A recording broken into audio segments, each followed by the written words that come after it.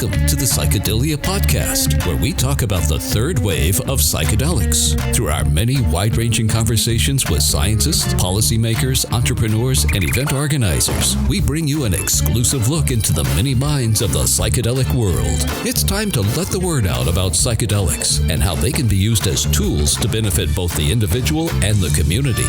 Welcome to the third wave. Hey listeners, welcome back to the Psychedelia Podcast, where we have conversations about the third wave of psychedelics. Today we have another excellent guest from down under, from Melbourne, Australia. His name is Stephen Bright, and he is from PRISM. Not prison, but PRISM. So Psychedelic Research in Science and Medicine. It's a non-profit group in Australia. And I brought him here to talk about what's going on in Australia with psychedelic research, as well as just having a general conversation about things related to psychedelics. So Stephen, thanks for joining us, man. Thanks for having me. So we met about 2 months ago at the Beyond Psychedelics conference in Prague, where you gave what I thought was one of the best presentations there. Can you talk a little bit about that? What was that presentation, and how, in the world did you get all the way to Prague from Australia? Well, firstly, I got all the way to Prague thanks to the Australian community. We do have quite a strong psychedelic community in Australia, and I did some crowdfunding to help support that. And the guys at Beyond Psychedelics also threw in some cash to help me get there. In terms of the presentation that I gave, it was entitled Beyond Harm Reduction, and sort of looking at what the barriers were to engaging in psychedelic science within Australia. So PRISM, or Psychedelic Research in Science and Medicine, was formed in 2011, and it happened when we had the very charismatic Rick Doblin over in Australia, who believed that Australia was a good site for establishing an MDMA-assisted psychotherapy trial for PTSD. And we were excited. We formed a not-for-profit organisation and started moving towards developing a protocol. We developed a protocol. We put it through an ethics committee. And they were the only independent ethics committee in Australia. They rejected it, stating that research such as this would need to be conducted within an institution. So we regrouped. We found a new psychiatrist who was linked with the university, and this is quite recently, we put forth our proposal to the ethics committee at this university. And just as it was about to be examined by the ethics committee, the head of the university stepped in and said, this research is not going to be happening at my university. Thank you very much.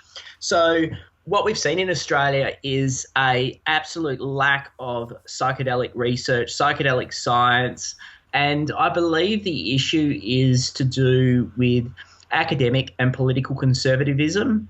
And the reason I've sort of come to that conclusion is that we are a small country, there's limited government funding, and a lot of the researchers are scared to put their head on the pulpit for this sort of research, because most of the funding is given to researchers who are able to demonstrate that drugs are dangerous, drugs are bad. And this has been referred to as the pathological paradigm of drug use. And so it's very difficult to engage in research in Australia that fits outside of that paradigm. Regardless of funding, people are just very wary of what implications engaging in research that goes against the pathological paradigm might have on their career. And why does that pathological paradigm exist? Why are these, illicit drugs perceived as being bad, while, alcohol and tobacco are maybe perceived as being okay or acceptable? Yeah, well, look, it's really just a historical quirk when you look at drug policy in general, and why we have the drugs that are illegal today. If you look at the history, it was based on primarily racial reasons for banning the substances, and Australia really followed what was happening in the US. So that's how we got to the situation that we've gotten to now, including MDMA being banned. Australia banned MDMA pretty much straight after it was banned in the US. We very much follow those trends in prohibition when other countries ban drugs. And sometimes we even ban drugs before other countries have got to them. VZP is a good example of a drug that Australia was the first country in the world to ban. We were one of the first countries in the world to ban salvia. So we're very good at banning things, and that's where the pathological paradigm sort of supports what's happening at a political level. So it's a bit of a reciprocity that occurs. It's a bit of a catch-22. We've got a political situation that's focused on prohibition, and therefore research that gets funded is that which supports prohibition. So the pathological paradigm stems from the historical quirks and the situation of prohibition that we have at the moment. And any sorts of efforts to conduct research outside of that, or even engage in, advocacy or harm reduction work that sits outside of that, seems to be very difficult to get political support for. And I guess an example of that is for the last nearly 12 months, we've been trying to get drug checking or pill testing happening in Australia. And some states have been more open than others, but New South Wales have said if you bring your drug testing equipment to a festival here, we will arrest you on site. So I think there's this perception that Australia is quite a liberal country, but in fact, when it comes to drugs and many other aspects of human behaviour, Australia is quite a conservative country.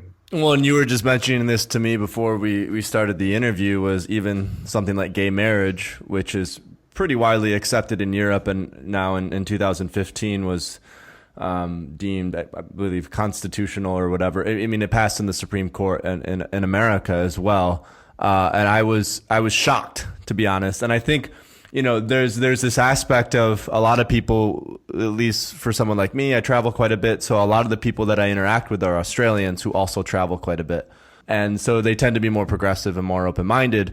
Whereas, because Australia maybe is so far away, and because there is, like you were saying, some still sense of conservatism and whatnot, that those who don't live in Australia, that perception is a bit skewed because of the biases involved with who we interact with, which is maybe not the real Australian majority, so to say.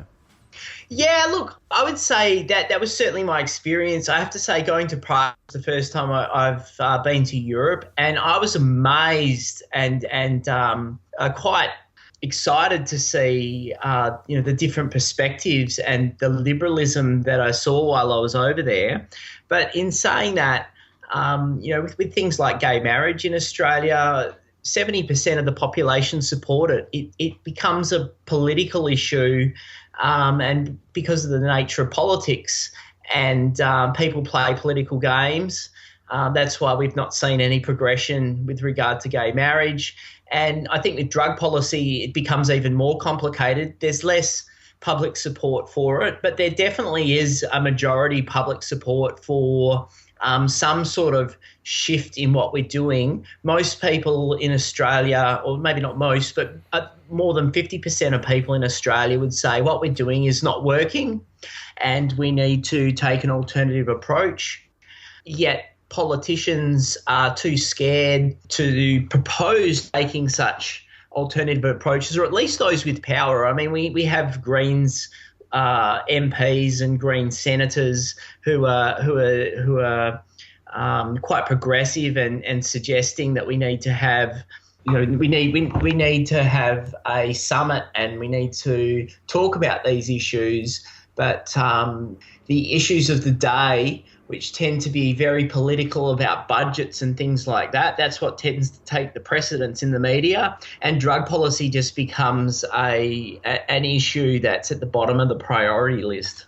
So then how do you break out of the pathological paradigm? How do you transcend, to use a word that's fairly common with psychedelics, how do you transcend that so that, you can actually start encouraging policy makers to make decisions based on evidence and logic rather than ideology?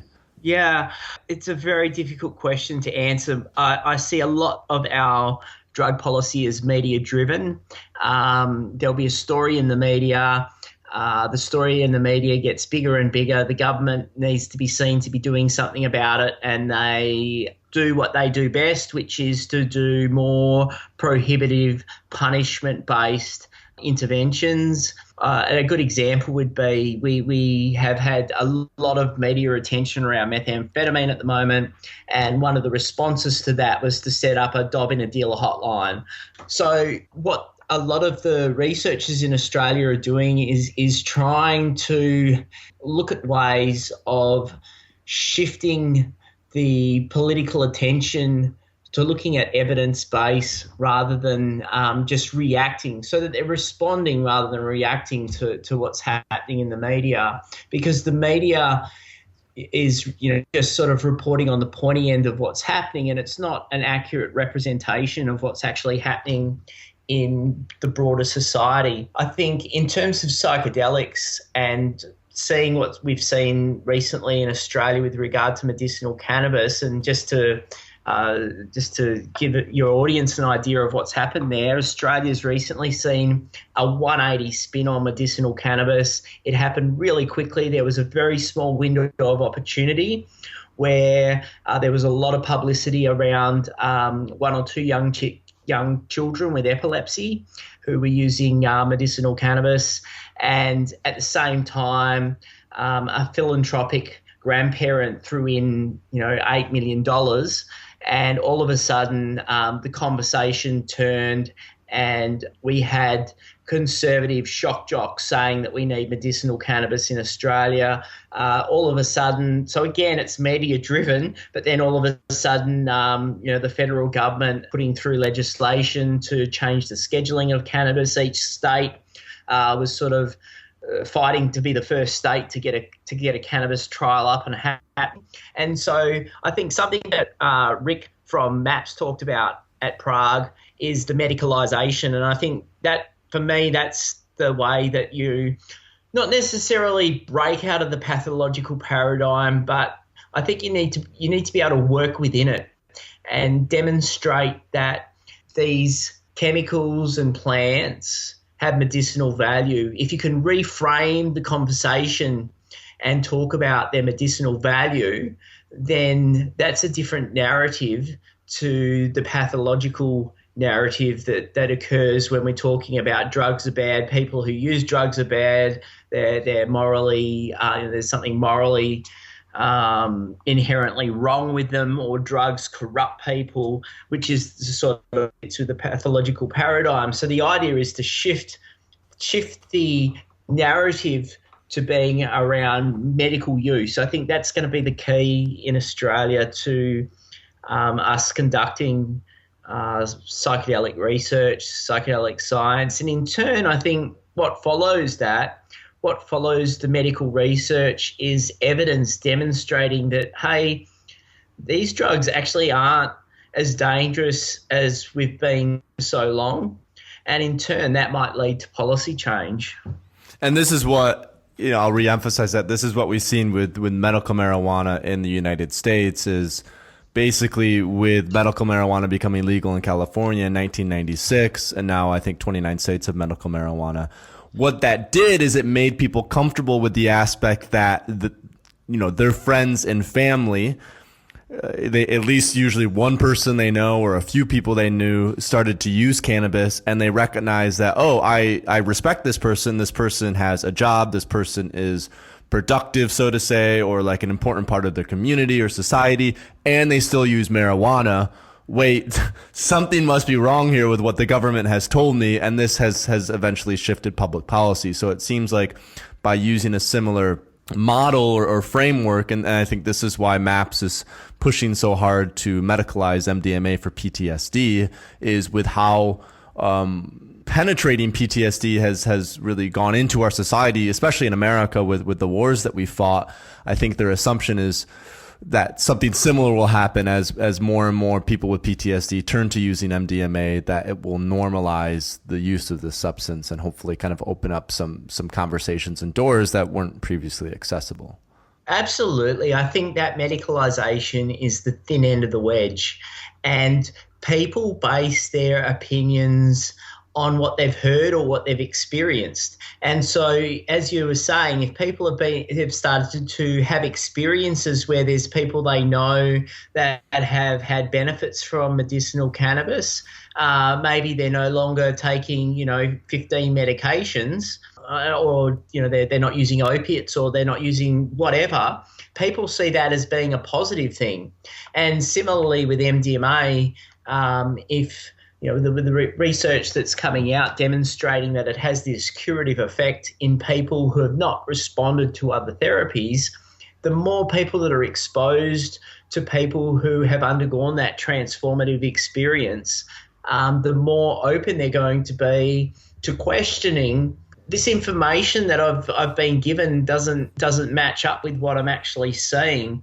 In many ways, it's kind of what happens in reverse, I guess, with the drug scare campaigns. We see a lot of drug scare campaigns in Australia, and I mentioned that a little bit in Prague. I demonstrated one of the campaigns with regard to ecstasy, which Rick Doblin thought was just hilarious. But it had a picture of a toilet with some beakers lying around, and it says, you don't know what's in your ecstasy. It's made with battery acid and Drano.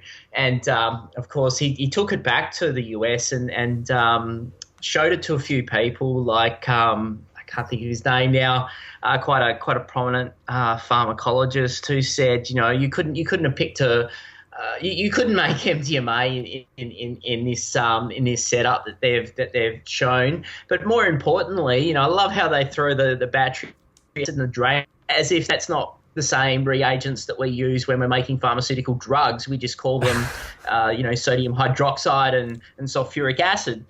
We don't call it Drano and battery acid. But with those campaigns, what the research is showing is that they actually have the opposite intended effect, because they're showing people that are having, and the Montana Meth Project is a great example of this, where it's had the opposite of its intended effect, that they're showing people at the really pointy end of methamphetamine use. And, the average young person, 16, 18, 21, if they're seeing somebody who's just using a meth or MDMA or whatever drug recreationally, they're having a great time. And so what that does is it discredits all of the drug education information that they've been given. And they kind of go, well, hold on a minute. If Johnny's not prostituting himself and enjoys a pipe of ice on every second Friday night, then maybe all of this other information I've been given about drugs is wrong as well. And actually what they found with the Meth Montana Project was, from baseline to follow-up, the young people that were exposed to the Faces of Meth campaign were found to be more likely to think that the rate of methamphetamine use was higher than it actually was before they implemented the intervention, and they perceived it to be less dangerous. So it had the opposite intended effect. And this is interesting, and it's a far cry from what, at least from an American-centric perspective, was going on in the 80s with the, Just Say No Drugs campaign that was all over public television and all over, the mainstream media, where you had this one actor who cracked an egg in a frying pan and had, it was something along the lines of, this is your brain, with the egg, this is the drugs with the frying pan, and then he cracked the egg in the frying pan, and he said, this is what drugs do to your brain. Any questions? And and I think a lot of people had questions, and I think, but more importantly, I think those campaigns were somewhat effective, largely because the government had, in a way, a lot of control over the flow of information specific to society. And now with the internet, people are starting to realize that they're getting their information from multiple sources, and that maybe a lot of this in propaganda, more or less misinformation that's been shoved down our throats about all types of drugs, it's not legitimate. And that both comes from where they're getting their information, and it also comes from, like you said, these conversations and experiences that they're observing or that are actually happening to them.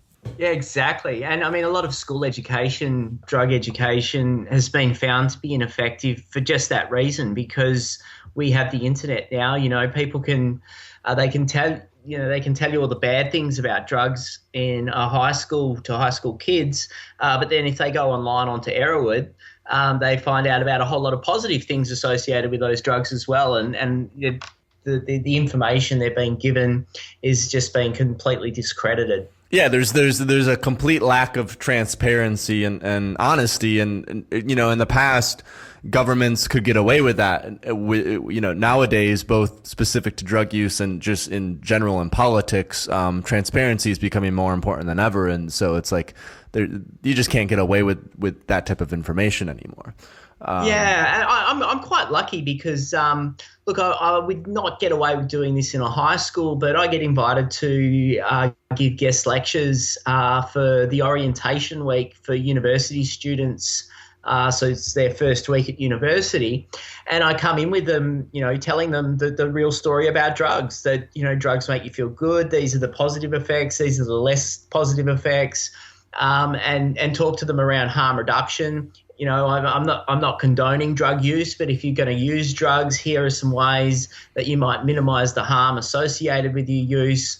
Everything from reagent pill testing to just looking after your mates and stuff like that. I really enjoy the opportunity to go in to the 17 and 18-year-olds and go in and give them that information and give them the real story. It's a shame that that can't happen on a broader level, I guess.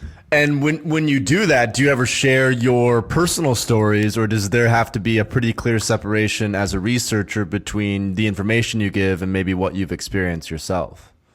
Yeah, I absolutely never talk about I never provide any information as to whether or not I've used drugs. And that includes when I'm presenting at conferences, and even at conferences that are quite liberal, such as the Entheogenesis Conference, which is Australia's premier psychedelic conference. We've got one coming up in 2017 in December that we're really looking forward to. I've done a few keynotes at the EGA conference, and I'll usually start by saying, don't ask me about whether or not I've used these chemicals, because my ambiguous response will just frustrate you and I both. And the reason that is, and I've outlined it at an earlier conference, is I'm not just a researcher. I'm a clinically trained psychologist. I'm registered with the national registration body, and there's the potential that I could be deregistered for discussing particularly current drug use, but even talking positively about past drug use could be perceived as bringing my profession into disrepute. And so I tend to come up with different strategies to avoid answering the question, which I'm doing at the moment. I often do. I do a lot of media work here in Australia, trying to shift the discourse around psychedelics, and it comes up quite frequently, and I've got my set of questions. I did a radio interview with a shock jock on Bicycle Day, actually. I was talking about Bicycle Day. I thought, what a great opportunity to enlighten some Australians and tell them about Bicycle Day and the implications of it, and which led to talking about psychedelic research and how it's been shown to have potential benefits for particular mental health conditions. And then they said, well, Stephen, have you used these drugs? And I said, well, look, what I'm talking to you about today is the evidence, and that's what's really important. What I've done in the past isn't really important. And these guys didn't think that was a very good answer. They said, come on, we're mates. And I'm thinking, no, we're not mates. We're talking on national radio. Can you tell us if you've used the drugs? And I said, well, Look, if I say that I have, then you'll just say that I'm a hippie promoting psychedelics and, I don't really have any credibility. And if I say that I haven't, then you'll say that I don't fully understand the potential adverse effects associated with these drugs. So I'm damned if I do and I'm damned if I don't. And they pushed me again, and it's the only time I've been pushed a third time on that question. And so I had to think on my feet. And I mentioned that, overseas in the MAPS protocol, the therapists are actually brought over and given MDMA because it's deemed to be ethical or deemed to be unethical to be administering drugs to people, particularly psychedelic drugs, if you have not experienced them yourself. And I said, unfortunately, because we don't have MDMA research happening in Australia, I haven't had the opportunity to undergo that research. And they went, oh, okay, that makes sense.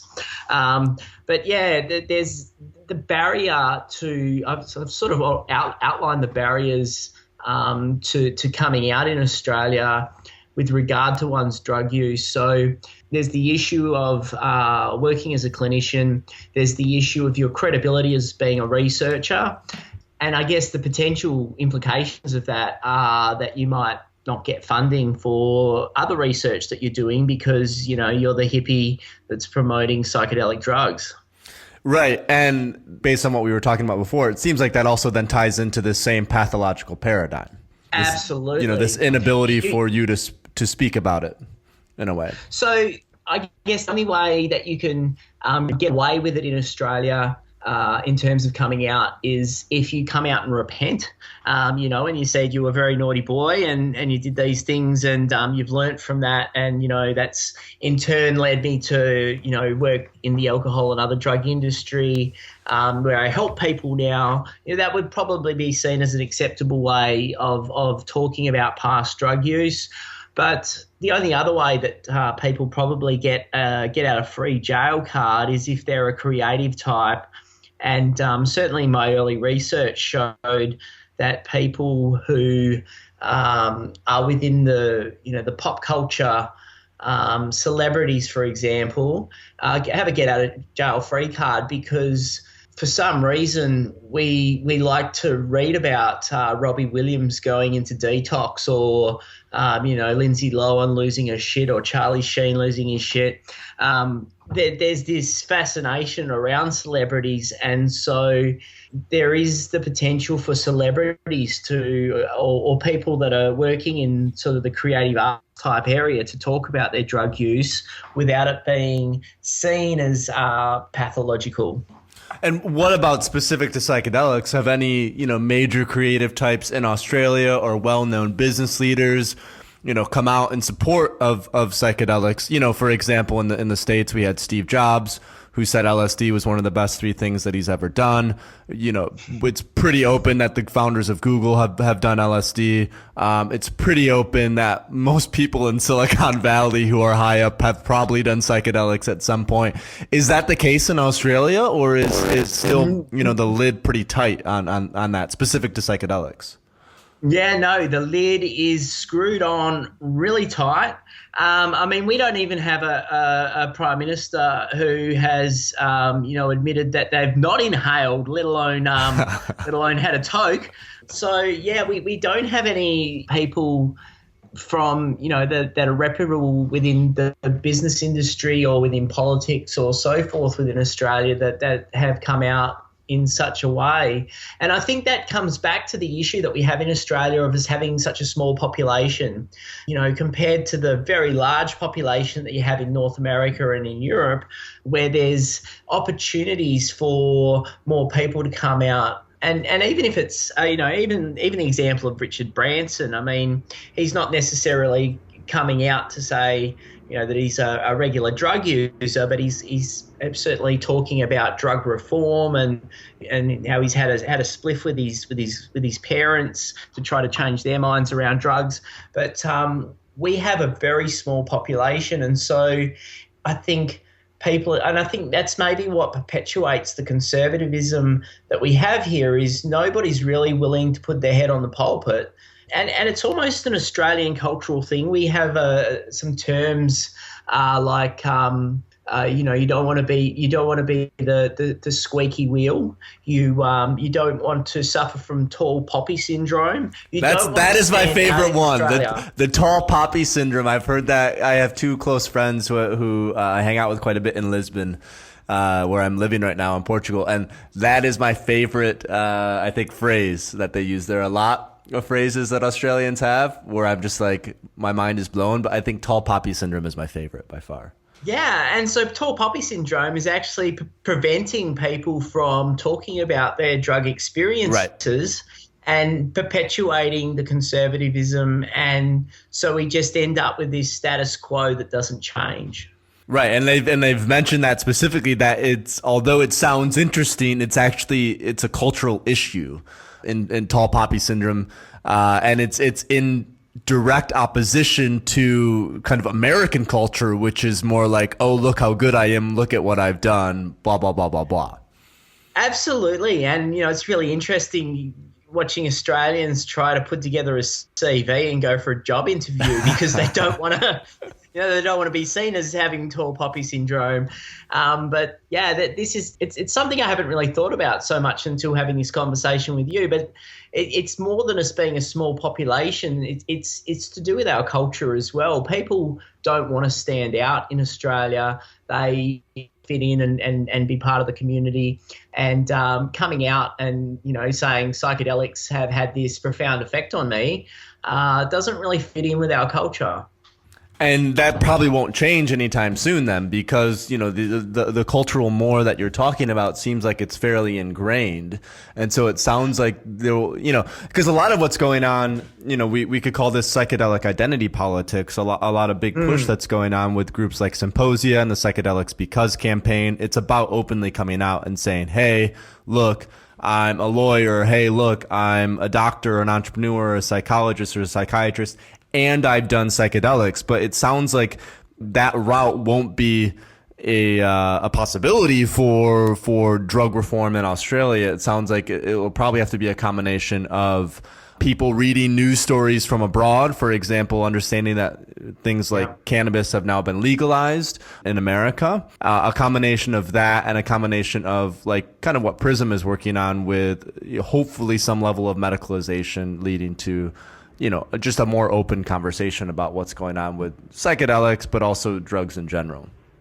Yeah, I mean, even the psychiatrist that we're working with, he's not willing to be interviewed by the media about his intention to do MDMA-assisted psychotherapy, and that's part of that tall poppy syndrome. He doesn't want to, stand out by being named in the media. So he's spoken to the media for us in the past, but he's certainly protected his name from being published because he doesn't want people's opinions to, from him talking about his intentions and wanting to engage in MDMA research to impact on his identity as a psychiatrist. So yeah, we're not going to see many people coming out. In saying that, though, I think there's a growing trend in the younger community.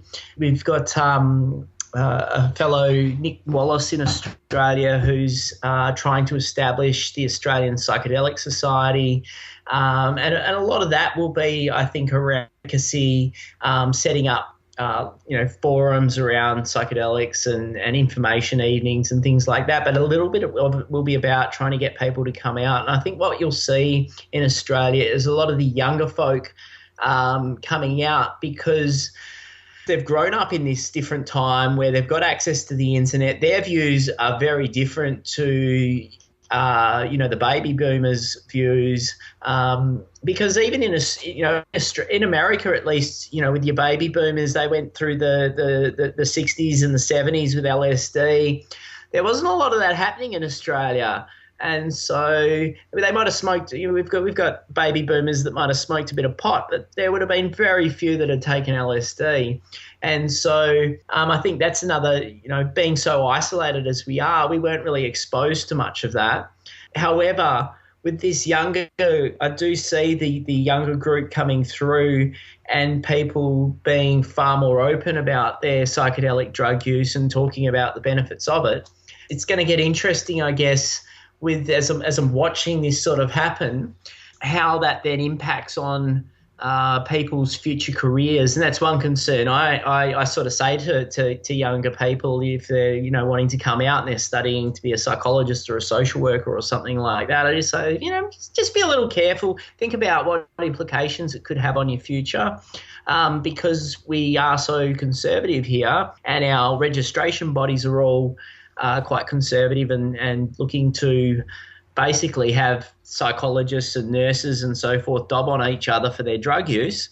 So yes, I think the change will be very slow in terms of people coming out. So like you said, what we need to do is what we're continuing to do is just trying to have continuous media output with myself or other people from PRISM talking about studies that are happening overseas, so that there's just sort of white noise of psychedelic science happening that people are hearing. And hopefully in turn, as people hear more and more about that, they might start asking more questions around, I've heard that a few times now. That's interesting. I might, I'd be interested in finding a little bit more about that. And I have to say I was really heartened earlier this year as part of the MAPS dinner, the dinners that were happening around the globe. We had one in Melbourne, and it was organised by the Students for Sensible Drug Policy at the University of Melbourne.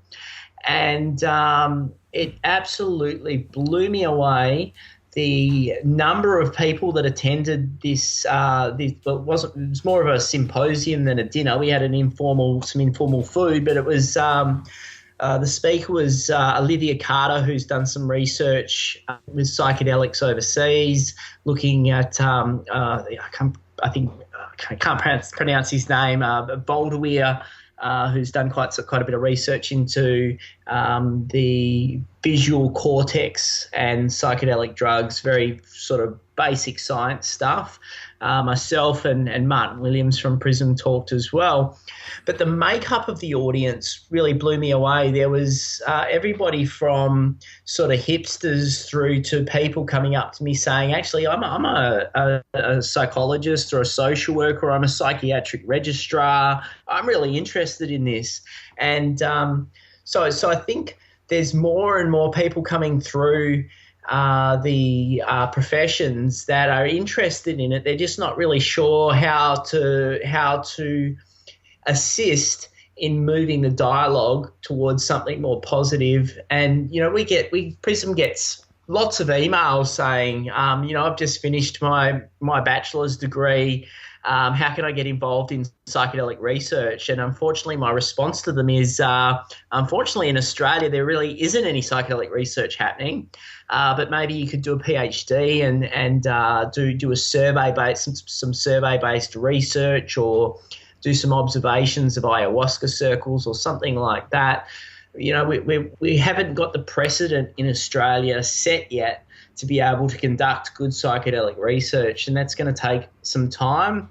And we need to kick a couple of goals to set the precedent. And so while our focus has been around MDMA research, we're sort of looking at the moment of the potential of doing brain scan studies.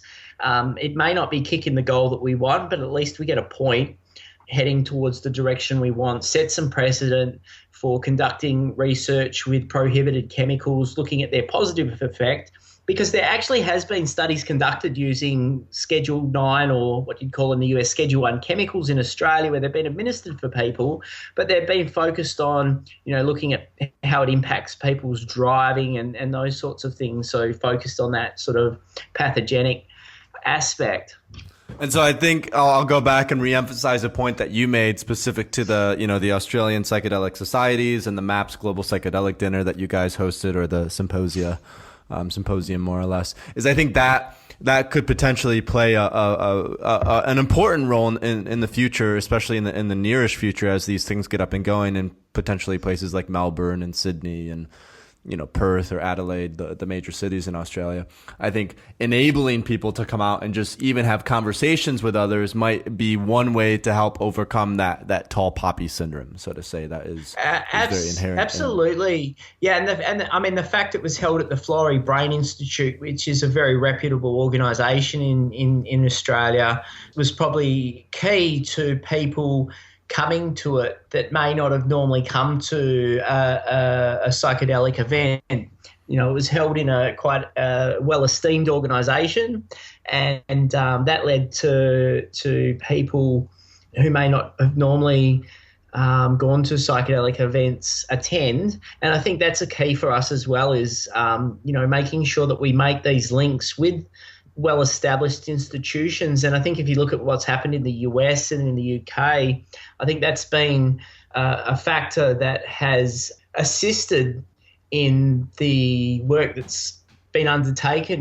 Johns Hopkins, UCLA, King's College, Imperial College. These are all very well known and very well established and respected organisations. So I think something PRISM has to focus on is engaging with those sorts of organisations in Australia, because if Johns Hopkins is doing stuff within America, that's perceived as having quality medical research, and similarly in Australia we have a couple of institutes that hold some authority, and it's just a matter of working with the people in power or that have the power in those organisations to open their minds a little bit to the potential possibilities that might come with getting on board with this psychedelic research renaissance. Absolutely. And one thing that I've been thinking about as we've had this tall poppy syndrome conversation, and even just talking about psychedelics in general in Australia, is, I read an article maybe a month or two ago that I think I found through your Twitter. It was about a guy who was doing LSD in public and fighting it. Can you tell us a little, because that seems to then go completely in the opposite direction, but I found the story to be so interesting. I haven't revisited it since then, but what's going on there? Can you kind of give us the background of that story? Yeah, so look, Greg is an interesting character. He would probably be perceived, even within the psychedelic community, as a bit of a tall poppy. Look, he's had mixed support for what he's doing. Some people see that his efforts may actually be a threat rather than provide any positive movement with regard to psychedelics and policy change. So basically, for the last 5 or 6 years, on Bicycle Day, Greg sits out the front of Parliament in Victoria and drops acid.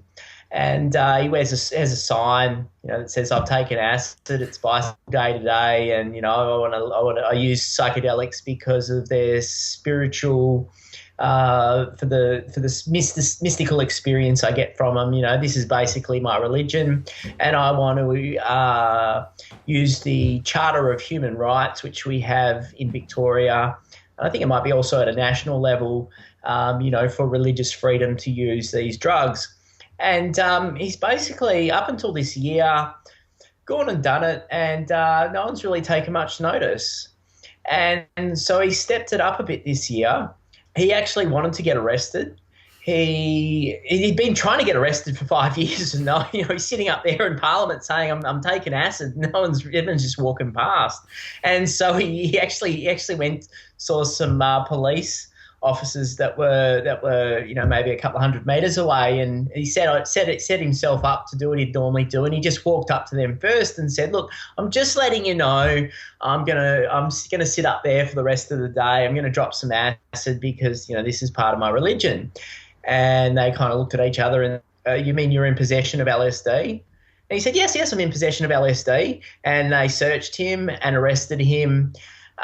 He went to court. And he's asked the court, basically what he's trying to do is get his case taken to the High Court so that the Charter of Human Rights can be considered, because if it's handled at a county court, they're not looking at those sorts of constitutional stuff happens at the High Court, a bit like the Supreme Court in the US. He's been able to so far get his case taken to the next level up, but he hasn't made it to the High Court yet. Well, yeah, I guess that's where he's at. He's looking to engage, ideally, somebody from the Queen's Counsel who is basically a very high-priced lawyer that works in the High Court to represent him. But before he even gets there, he's got to get to the High Court. He needs a judge at the Victorian Supreme Court, which is less than the High Court, to actually say that he's got a case to be heard. Otherwise, he just ends up with a drug charge. And so how do you feel about this? Like, what are your thoughts on this? Do you think this is counterproductive to some of the measures that are going on in the psychedelic world specific to Australia? Do you think it doesn't really matter either way, that he's made a bit of a splash, but nothing big is going to happen? Or do you think, him coming out open like this might open the doors for other people to maybe be a little bit more open about how they might use psychedelics for spirituality? I think, unfortunately, he's just made a little splash that's unlikely to make much of a difference. I mean, if it gets to the High Court, things could get interesting. But based on the literature I've read on cognitive liberty and cases in the UK where people have tried to do similar things, basically the drug laws have been deemed to override the Charter of Human Rights because it's in the interest of public safety for the drug laws to be in place, or at least that's the rationale of the judges, and therefore that trumps the Charter of Human Rights. So if it plays out in the same way that it's played out in the UK, then unfortunately he won't even make it to the High Court. And does the Australian High Court use the decisions from the UK as precedents when they're making decisions? Do you have any idea? Not that I'm aware of. Okay. But my feeling is, given what I've talked about in terms of Australia being quite conservative, I just am a little concerned for him that he may not get the hearing that he's wanting. I mean, he wanted to get arrested. He wanted to try. He wanted to put this to the court, try to put this through the court system to see what would happen, to see if he would get a chance to argue that the prohibition of LSD was in violation of his human rights. I just worry that he's not going to get the opportunity to do that based on what I've seen happen around the world. And given that we are conservative in Australia, to repeat something I just saw on somebody's Twitter post, no politician or judge wants to be on the front page of the Herald Sun, our local tabloid newspaper, with a negative, with what might be perceived as a negative story. So I think that fear of potential media ramifications of a judge saying, do you know what? You've got something here. This is interesting. I think that they would they would be risk adverse and not allow him to take his case to the High Court. That it's an interesting case, and based on our conversations over the past hour, I largely agree with you on that. I think while I guess the best way I can describe it is it's an interesting effort. When I read the article, I was a bit like, what? I didn't know how to respond to it.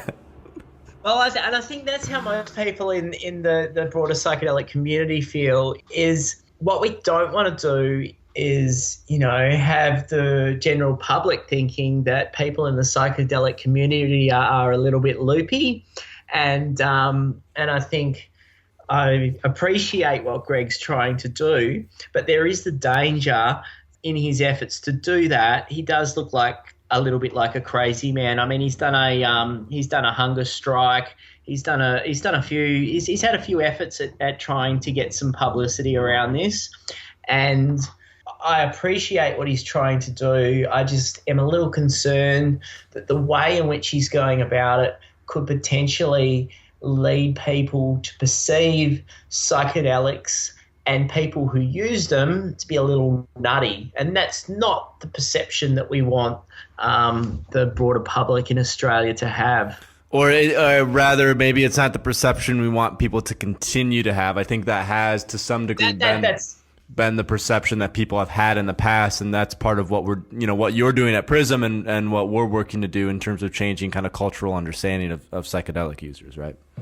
Exactly. I think you've nailed it. I think why people are concerned, and he does have his supporters, but the people that are concerned that what he's doing is actually perpetuating that pre-existing belief that psychedelics turn you into a crazy person. And the fact that he's, trying to set up a church where you can use LSD and sort of has his, talks about them as transcendental compounds and sort of, he's a little esoteric in the way he describes his use of the drugs.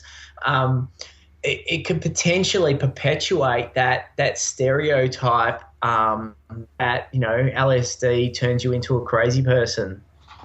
Yeah, absolutely. So, yeah, interesting to hear your thoughts on the matter. I'll kind of do a bit of a 90-degree turn now, just because we're kind of nearing the end of the hour, and I still want to hear your thoughts just on what's going on with PRISM, specific to maybe what will happen in the next 2 to 3 years with what you guys are doing, and also what you maybe perceive as some changes that could potentially happen in drug policy in the next 5 to 10 years in Australia specifically, just based on what we talked about with pill testing and what's going on with marijuana in the United States, and now it looks like there are certain political movements in the UK as well to legalize cannabis.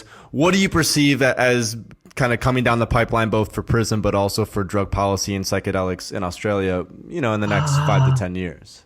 Yeah, look, I'm in two minds. If you look at the amount of government spending with regard to drug policy, only 3% of our spending goes into harm reduction, and that's significantly declined over the past 20 years. So that doesn't fill me with optimism. At the same time, I'm very hopeful that we'll get drug checking underway within the next 12 to 24 months. But at the end of the day, there's always the potential for, politicians to step in and veto it. We saw that in Australia.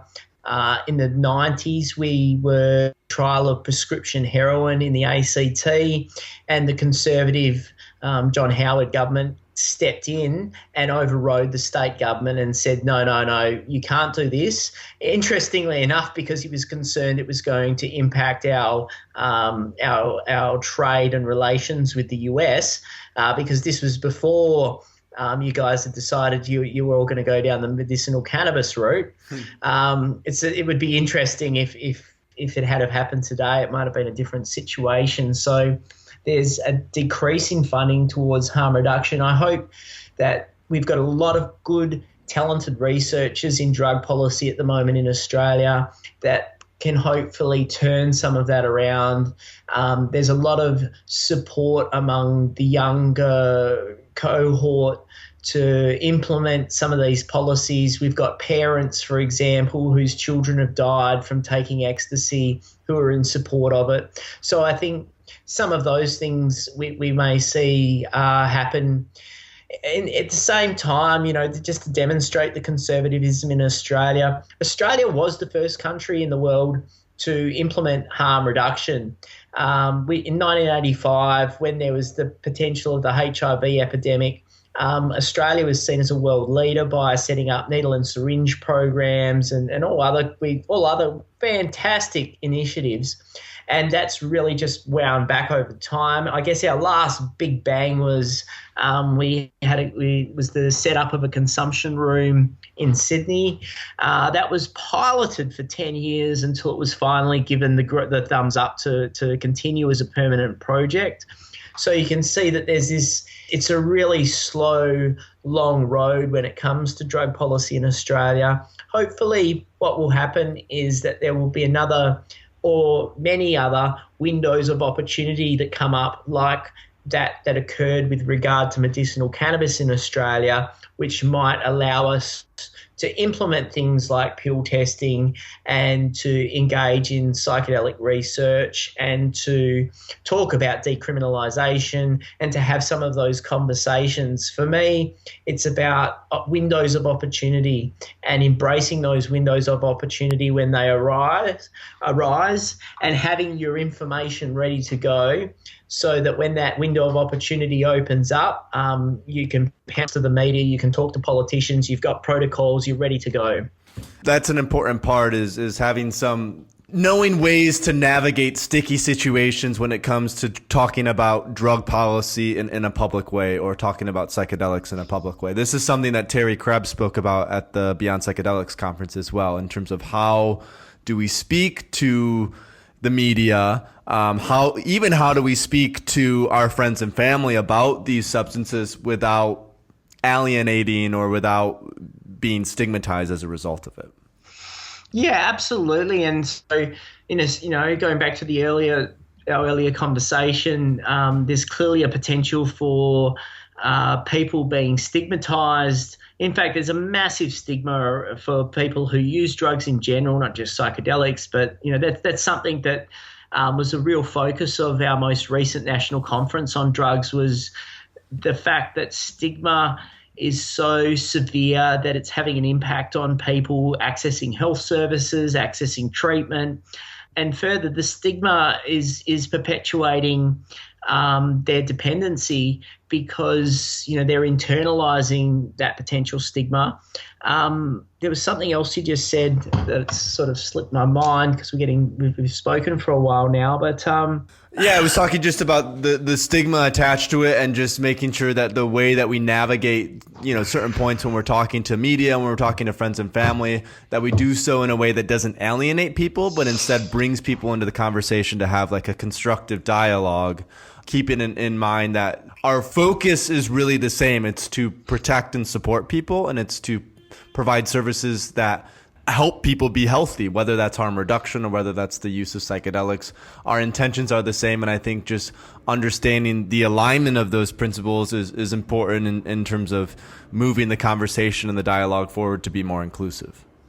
Yeah, and I've certainly learned a lot in the last probably 5 or 10 years of working with media and even my own conversations with family around these sorts of issues. And certainly with my family, it's been great to see the changes and then see my parents, sort of talking to their friends and trying to sort of convert them as well.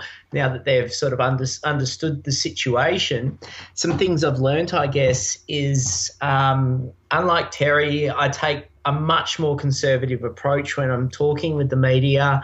I very much talk within a medical model.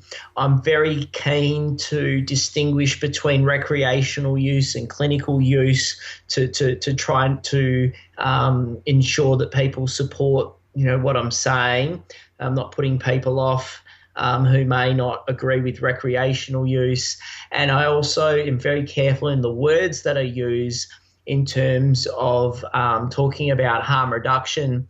Quite often myself and colleagues will preface what we're saying to the media by saying, there's no such thing as safe drug use, but there are ways that we can reduce harm. We're not talking about safe drug use here. That term safe is something we really avoid when we're talking to the media, because people who don't have experience with drug use or have negative beliefs towards people who use illicit drugs, will come straight back and say, this guy's saying drug use is safe. This guy's crazy.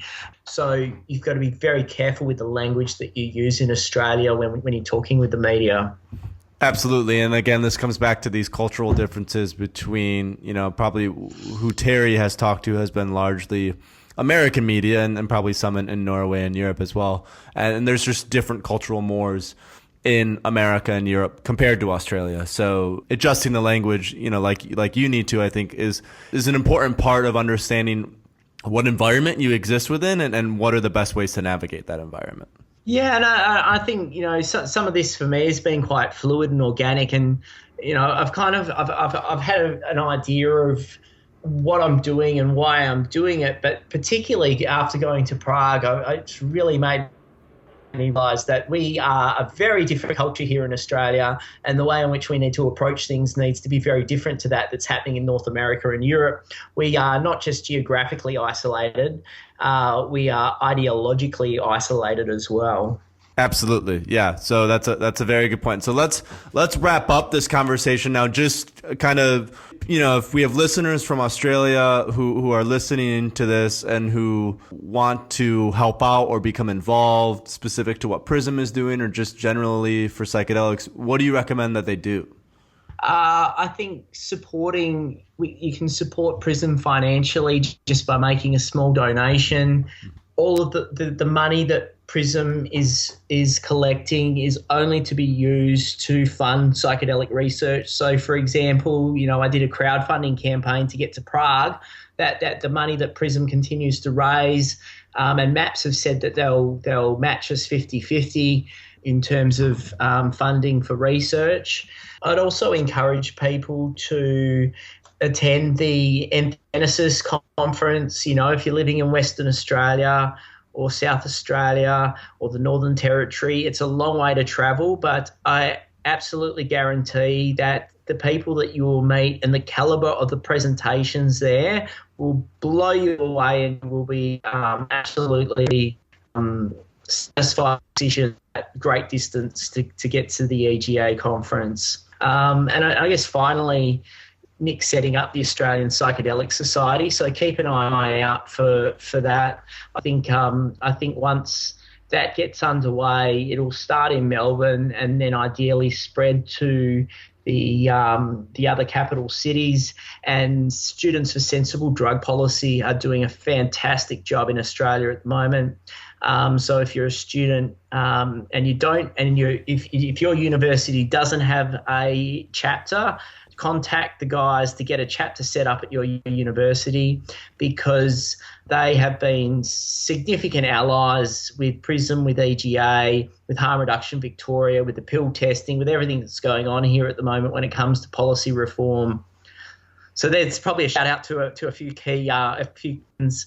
Probably also to DanceWise, who provide trip sitting and harm reduction at festivals.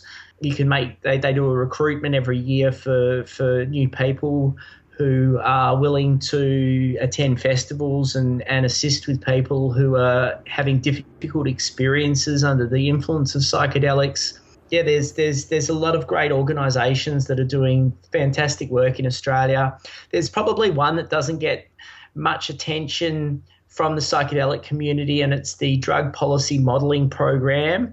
Monica Barrett from there is certainly pushing for the pill testing, but Alison Ritter, who heads that up, I have a lot of respect for.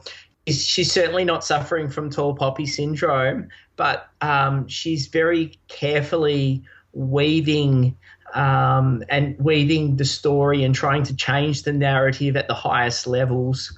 And so absolutely support the work that's going on with the Drug Policy Modelling Program.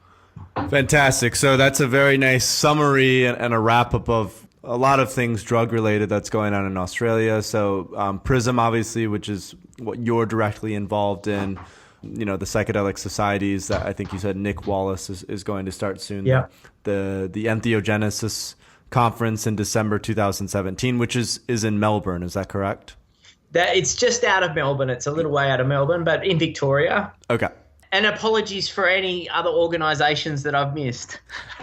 And we'll kind of wrap, or we'll in the show notes we'll include links to these as well as additional resources that we find. So, but no, this has been excellent. So our conversation has ranged far and wide, and I think it's great to have you on the show to talk about specific to what's going on in Australia, because we hear a lot about what's going on in the States and a little bit of what's going on with Europe, but obviously Australia, with its relevance to psychedelics and culture and just its relevance to the world, it's really important to have this conversation. So thanks so much for joining us, Stephen. Thanks for having me and the opportunity to let the world know that there is a psychedelic community in Australia. You just don't hear much about it because of the conservatism that we have here and the lack of psychedelic science. Thanks for listening to the Psychedelia Podcast with Paul Austin. Want more psychedelic information? Go to our website at thethirdwave.co and register for our email list and newsletter. Also, please consider donating to The Third Wave via our Patreon page. Donations make this podcast possible. Psychedelics have the potential to transform lives. By donating, you enable us to continue to inform people about the benefits of these powerful substances.